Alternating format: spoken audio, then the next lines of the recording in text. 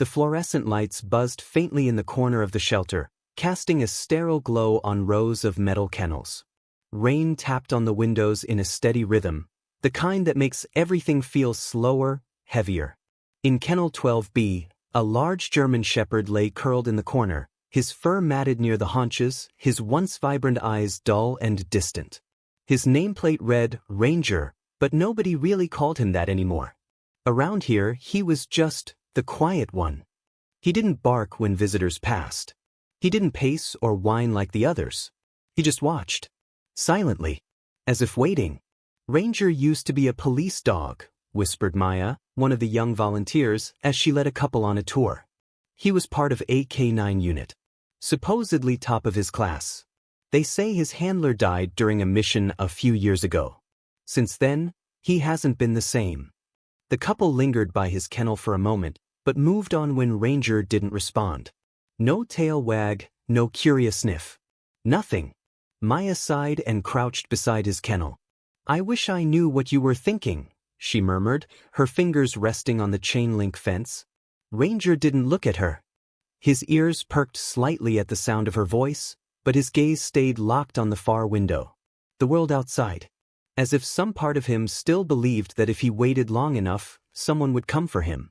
3 years ago, he had been unstoppable. Ranger had a sixth sense on the field, able to detect threats, chase down suspects, sniff out drugs and explosives. But what made him exceptional wasn't just his training. It was the bond. Officer Jake Marshall had been his partner, his world. They were inseparable, not just on patrols, but in life. Ranger slept by Jake's feet at night, rode beside him in the squad car, even responded to Jake's low murmurs better than he did to commands shouted by other officers. Jake had no family, not really. His parents passed when he was young, and after years bouncing through foster homes and the military, he found his home in the badge and his family in Ranger. The department still remembered the last call. An abandoned warehouse, possible trafficking operation. A rookie mistake. The trap. Jake and Ranger were first in. Backup lagged. Explosives were rigged to the back door. The fire spread fast. No body was ever recovered. Just smoke and ash. And Ranger, burned and howling, pulled from the wreckage by a second wave of officers. He had tried to go back in. Twice. He bit through his handler's leash. They never found Jake. Presumed dead. Case closed.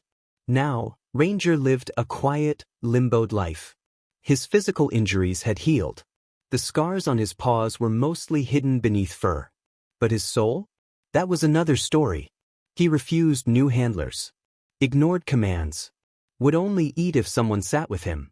He didn't play. He didn't bark. He waited. The shelter had tried to adopt him out twice. Both failed.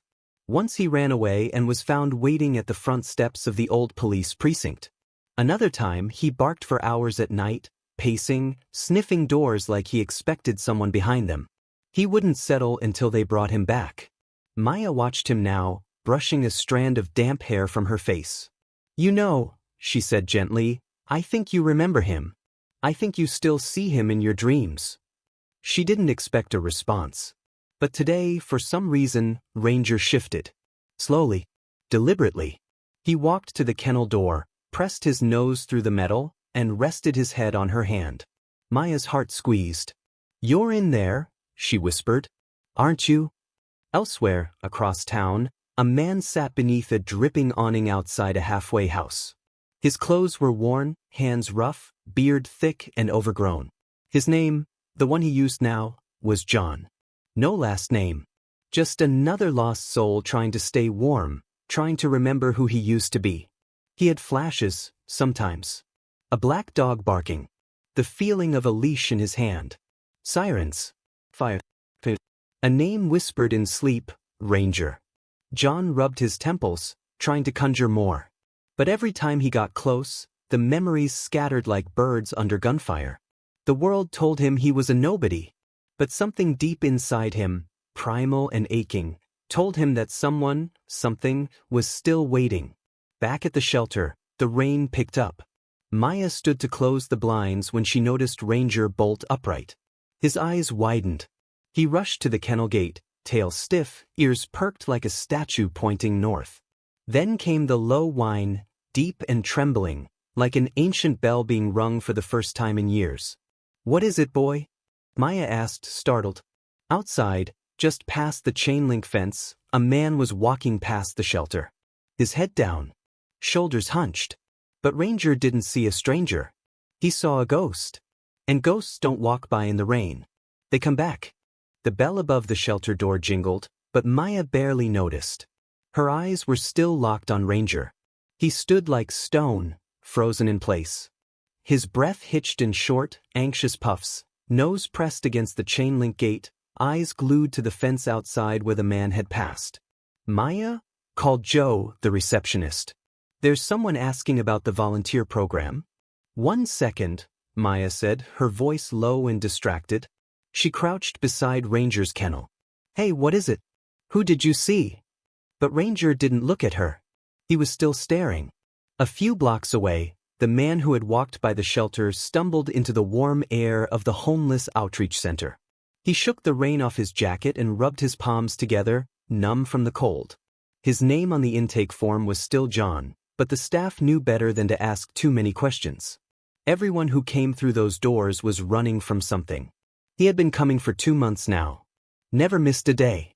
Ate his food in silence. Took the same bed.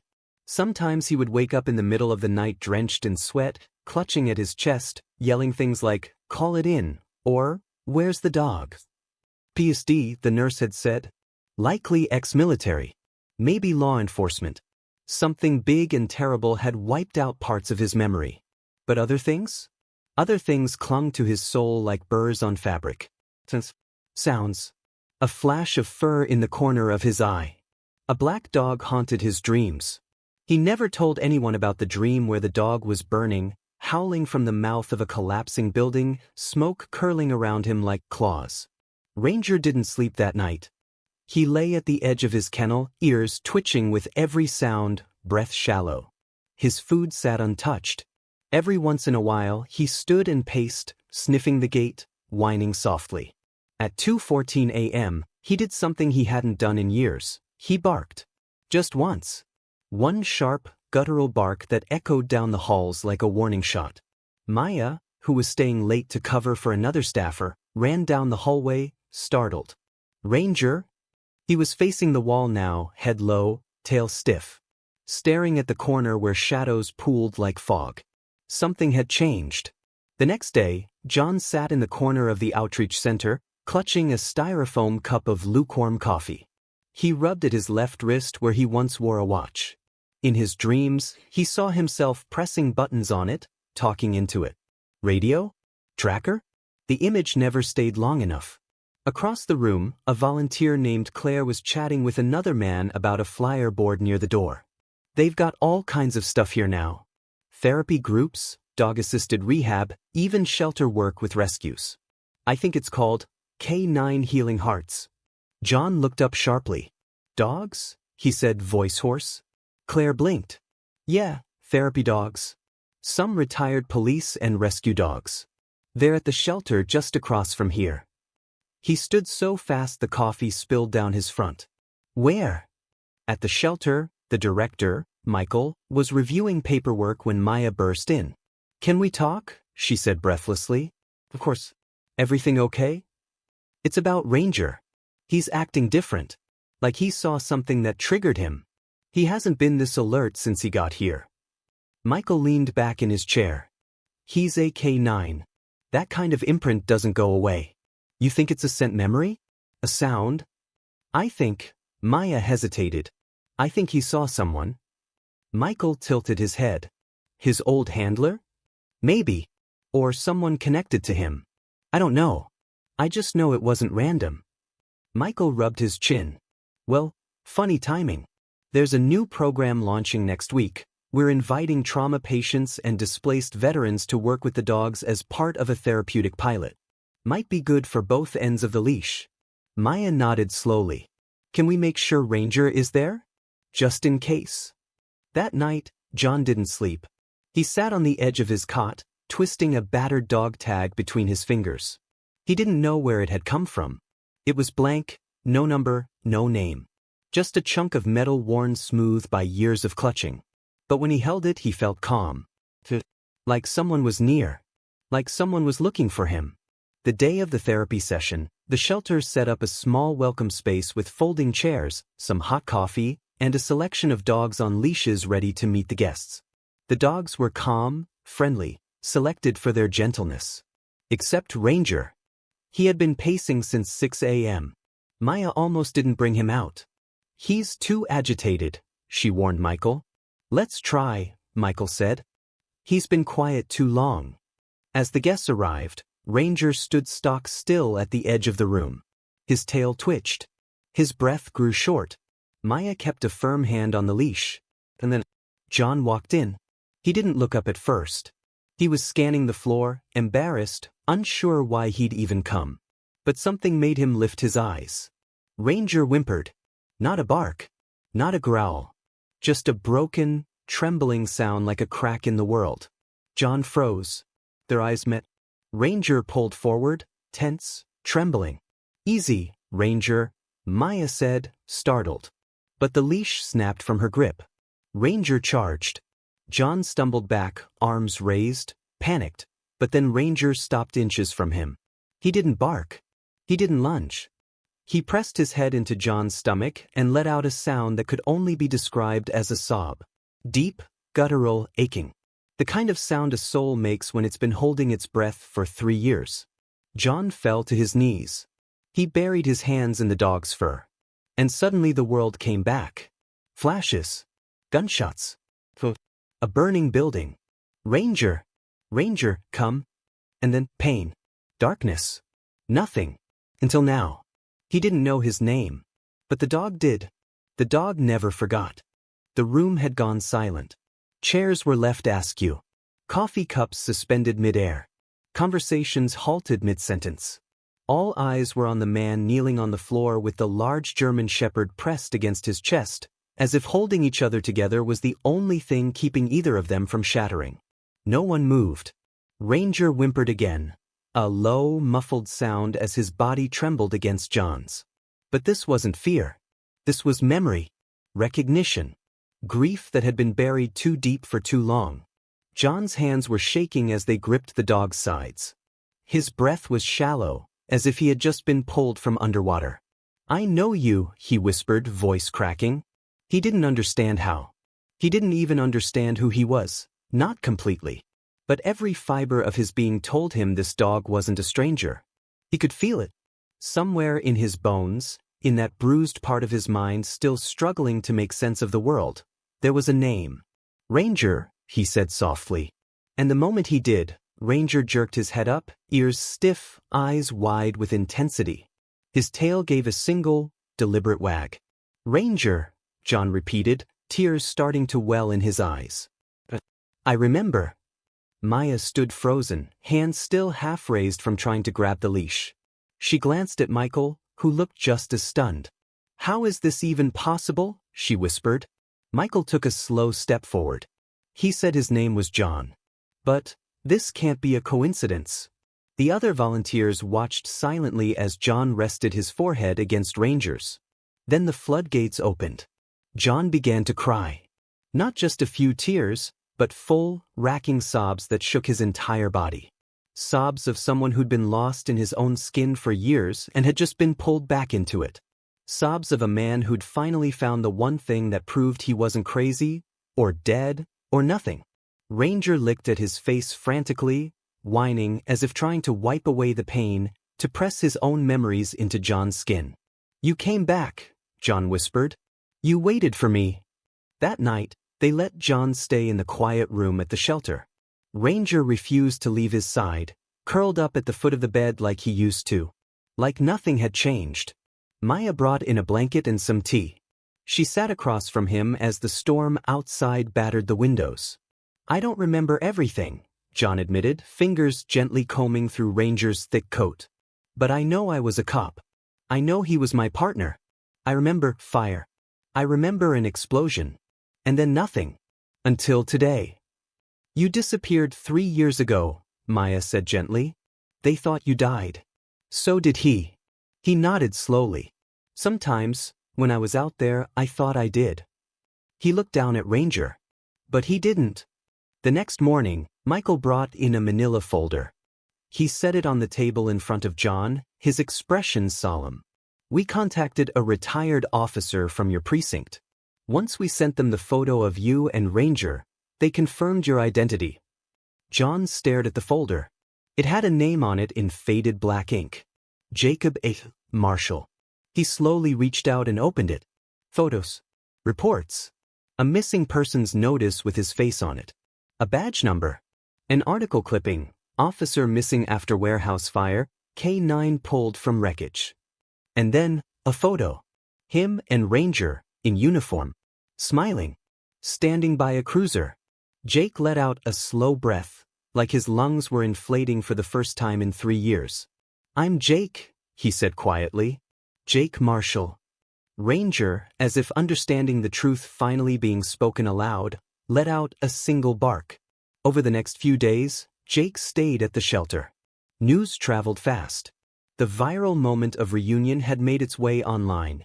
People all over were watching the video of the German Shepherd who found his long-lost handler after 3 years apart. The headline read, Miracle Reunion. K9 recognizes owner presumed dead. But behind the headlines, Jake struggled. The memories were coming back in fragments. Nights spent on patrol. The steady weight of the badge. The sharp click of Ranger's claws on station tiles. Laughter with his squad. Training exercises in the field. But also, the fire. The betrayal. The moment of clarity when he realized the call to the warehouse had been a setup. He remembered a voice over the radio, saying, make sure no one walks out. And then, darkness. On the 5th night, Jake stood outside under the stars. Ranger sat beside him, tail sweeping slowly across the concrete. I remember what happened, Jake said softly. Someone wanted me dead. Someone from inside the department. Ranger's ears twitched as if listening to ghosts. I don't know who. But I know you tried to save me. You dragged me out. He turned to Ranger, kneeling to eye level. You were the only one who didn't give up on me. Ranger leaned forward and licked his cheek. Inside, Maya watched from the window, her heart full and aching at the same time. This isn't the end, she whispered. And it wasn't. It was only the beginning. Because Jake Marshall had come back from the dead. And he wasn't going to rest until he found the truth. Jake hadn't slept well in weeks. Even though the nightmares were less chaotic now, they were more precise. Every night another puzzle piece clicked into place. The warehouse. The static on the radio. The voice that called him in. The explosion. And always, at the very edge of consciousness, the look in Ranger's eyes as he pulled him from the fire. Jake would wake drenched in sweat, gasping, his fingers curled instinctively into Ranger's fur. The dog never left his side. If Jake moved, Ranger moved. If Jake froze, Ranger pressed against him like a silent anchor. He wasn't just a dog. He was a lifeline. Michael helped him connect with the local police precinct. Most of the officers Jake once worked with had moved on. Retired. Reassigned. But one man agreed to meet him, Detective Mark Hendricks, an old partner from Jake's early days on the force. They met at a park bench just after sunrise. Ranger sat patiently at Jake's side, still and watchful as ever. Hendricks squinted as Jake approached. Jesus, he muttered. You look like hell. Jake chuckled hoarsely. You should have seen me 3 months ago. You're really back? Jake nodded. Trying to be. Hendricks ran a hand through his graying hair. We thought you were dead. After that night, we found pieces of your vest, blood. There was so much fire. And Ranger, he wouldn't stop trying to go back in. We had to sedate him. Jake's throat tightened. I don't remember everything. But I remember the call. It was a setup. I'm sure of it now. Hendricks leaned back, eyes narrowing. You think someone on the inside planned it? Jake nodded. I don't know who yet. But I remember something. A second voice on the radio. A command that didn't come from dispatch. They said, make sure no one walks out. It wasn't a mistake. They wanted me dead. That night, Jake sat at the shelter with an old police laptop Michael managed to dig up. It took hours, But he began piecing together fragments of case logs, call recordings, archived reports. He sifted through old emails, body cam transcripts, GPS data. Ranger lay beside him the whole time, eyes alert, as if sensing the storm that was coming. At 2:42 a.m., Jake found it. A deleted audio file from the day of the fire. He boosted the volume, cleaned the static. And there it was. His own voice calling in. Then silence. And then, Unit 419, proceed alone. No backup required. Jake froze. That wasn't protocol. That was never protocol. And then the second voice, just barely audible. Make sure no one walks out. The timestamp matched. The location matched. He looked at the signature on the original report. Lieutenant Carson Blake. Jake's commanding officer. His friend. The man who gave him the assignment that night. He didn't sleep at all after that. The next day, Jake and Ranger drove to Carson Blake's last known address. It was a modest house outside city limits, set back from the road. Overgrown grass, cracked windows. A hollow shell of a home that used to belong to someone respected. Jake knocked once. No answer. He knocked again. And then the door creaked open. The man who answered was pale, sunken, twitchy. Time had not been kind. His once starched uniform and proud posture had decayed into a twitchy hunch and red-rimmed eyes. Jake. Blake whispered. Jake said nothing. The silence between them was sharp enough to bleed. I thought you were dead, Blake muttered, stepping back. Everyone did. I was supposed to be, Jake said flatly. Wasn't I? Blake's jaw tightened. You don't understand. Then explain it to me. Inside the dim living room, Ranger sat still, tense, watching every flicker of movement. His eyes never left Blake's trembling hands. It wasn't personal, Blake said, pacing. You were getting too close. To the Martinez case. You found out about the false evidence, the money laundering. You were going to report it. Jake's heart thundered. You tried to kill me because I was doing my job? Blake stopped. His voice cracked. I didn't know the building would explode. It wasn't supposed to go like that.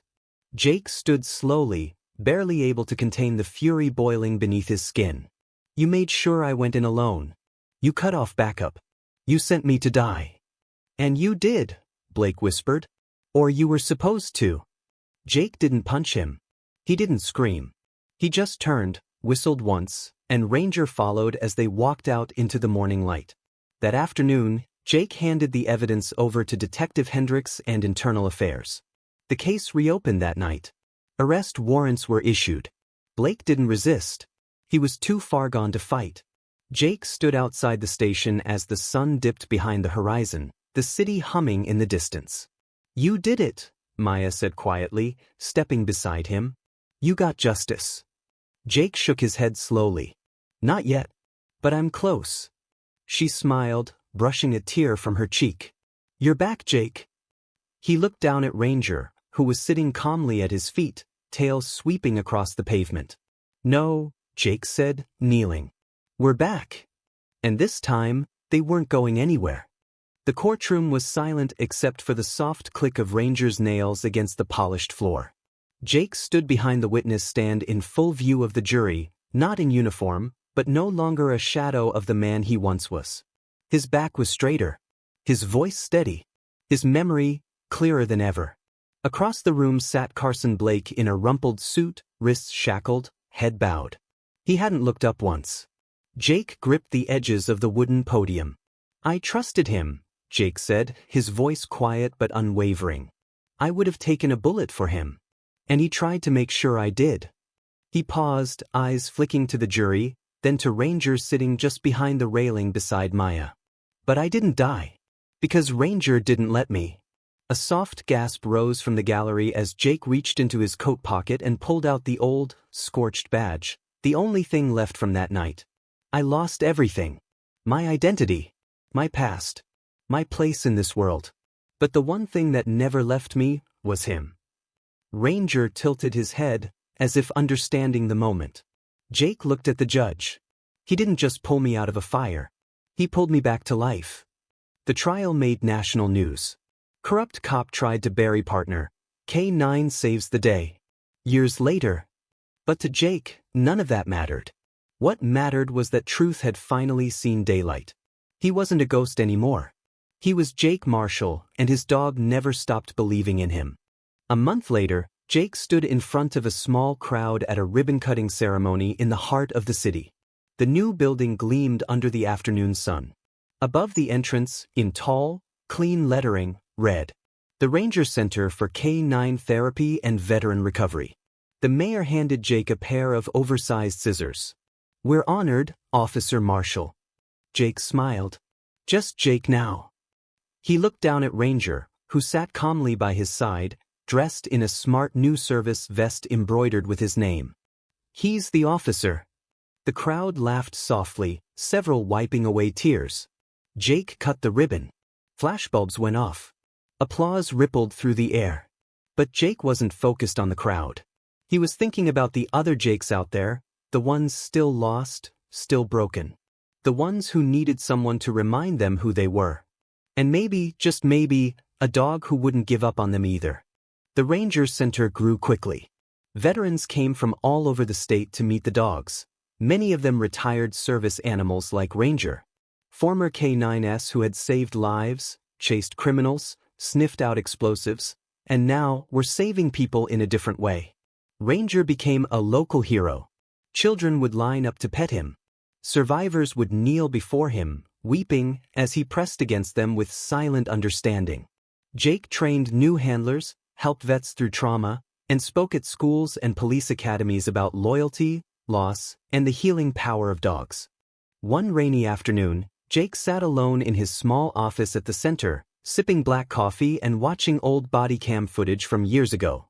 The sound of static, the sharp bark of Ranger on patrol, the wind rustling through his cruiser's open window. It was like watching someone else's life. Except it was his. Just another version. One he had to lose to become the man he was now. Ranger lay at his feet, his head resting on Jake's boot. He was older now. His muzzle grayer. But his eyes, sharp as ever. Jake reached down and rubbed the spot behind his ears. "You did good, boy." Ranger's tail gave a lazy wag.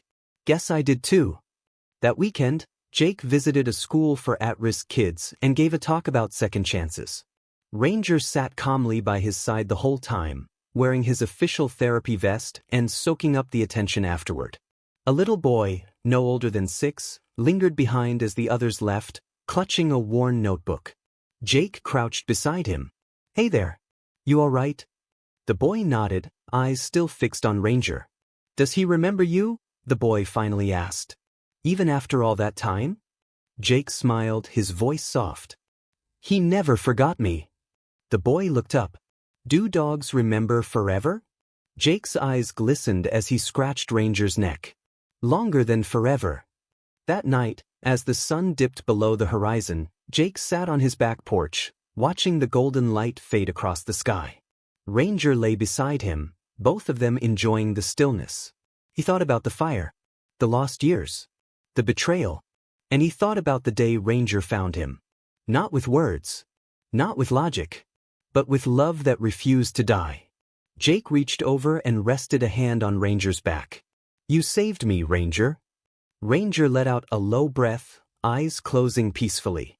"You waited," Jake whispered, "and I'll never leave you again." In a quiet world full of noise and pain, a dog never stopped believing. And because of that, a man who was lost became found again. Not just in the world, but in himself.